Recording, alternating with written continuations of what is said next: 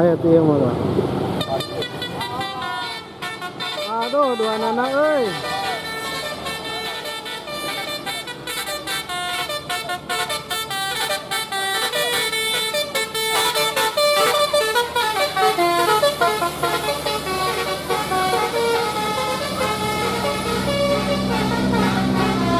Reganza.